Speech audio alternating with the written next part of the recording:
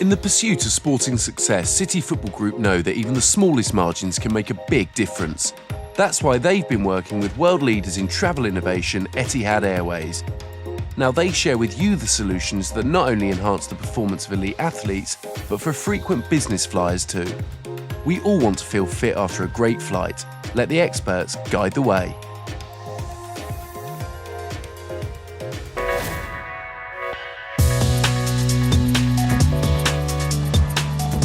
Long distance travel is a challenge for all of our clubs in City Football Group. Our collective experiences are kind of brought together. We analyse what works and what doesn't work and then share what we learn between each other.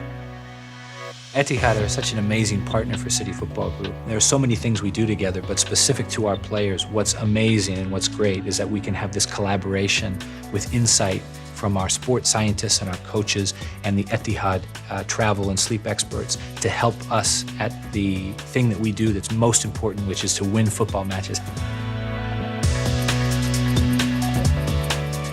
The main challenges that we face with cabin crew or pilots are mainly fatigue, sleep disturbances. This happens because of the frequent travel and also traveling east to west. So we face a lot of people having jet lag problems and problems related to fatigue or sleep disturbances.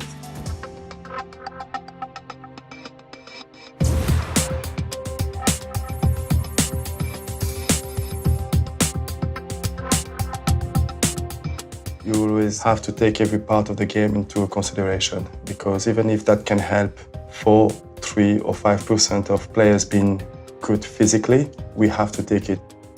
In MLS, travel demands are so different. In May, we had 3 games in 8 days, which involved going to Dallas, which is an hour time zone change, and then going to Salt Lake, another hour time zone change, and then going to Orlando, which is a 2-hour time zone change back. Really, really hot in Dallas. I play Sunday. On Wednesday, you're in a snowstorm in Salt Lake. At Salt Lake, you're at significant altitude. And then you're back in Orlando and it's boiling hot again. For those trips, everybody's kind of got their own routine. So they kind of give you a general spectrum to stay within, and then everybody can kind of specialize that to themselves.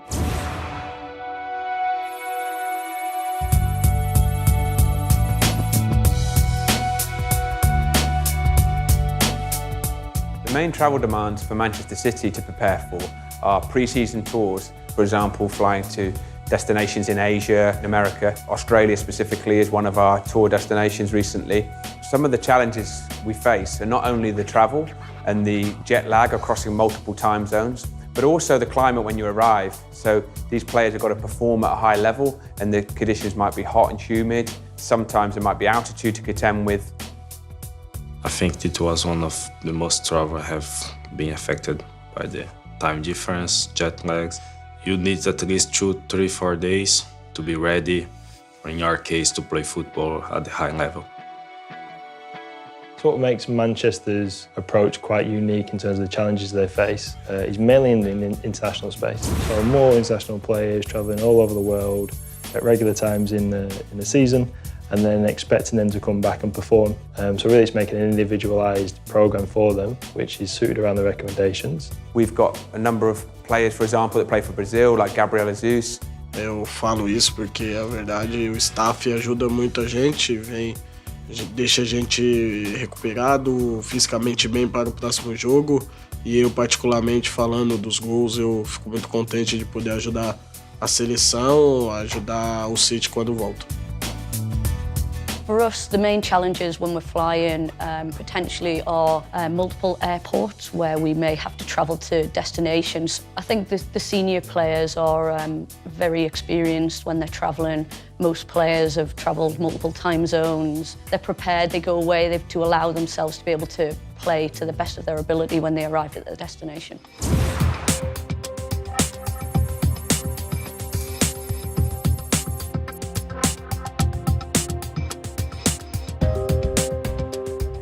We've got a couple of trips where we have a 2 or 3 hour flight, but then we get off that and it may be an hour by coach as well as the plane trip, or 2 hours by coach, depending on where you are and where we're going. So it's quite different probably to most other leagues around the world in terms of the distance that we've got to travel to play.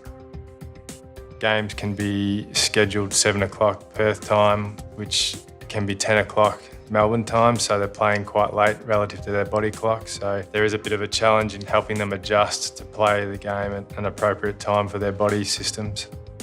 So Perth is a huge challenge for them in terms of travel and adaptation. But this season they've gone there and won, and we've heard back from the club themselves is that they find the travel and adaptation and a new strategy has been really impactful for them. You have to travel in 4 hours like Perth, and always there is different weather, more humidity. The medical staff do a great job about this. They prepare everything, so massive 3 points because always had to play in Perth.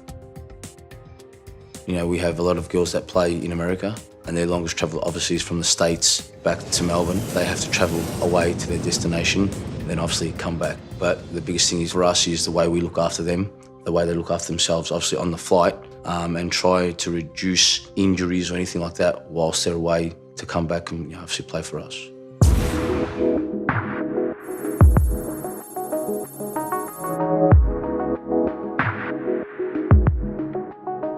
As a crew member, my biggest issues with long distance travel would be adjusting to the time, lack of sleep, and probably hydration. Not only is the many long hours of flying, but it's also being confined to a very small space for 16 hours. It's not easy. And then comes the stress of flying, the weather, everything that affects you. But because of the way we are trained, we can recover quickly. So yes, we do get a lot of help from that. The parallels between players being ready to perform in games and business people being ready to perform within meetings are the same. You know, you need to be ready, you need to participate and do your best. If you're being sent overseas, there is pressure on you to perform. And if you're mindful of how you're going to be when you get somewhere, then I think that really helps with, okay, I travel well, I'm going to arrive well, and I'm going to perform well. So you really need to be disciplined in your meetings, disciplined in your business objectives, but also you're not going to accomplish what you set out to before your travels if you don't take care of your own body, your own wellness. A lot of times it's just a mental mindset. I tend to think less about, am I going east, am I going west? And I just think about how long is the trip, what time is it where I'm going, and make sure that I eat and sleep and get some exercise.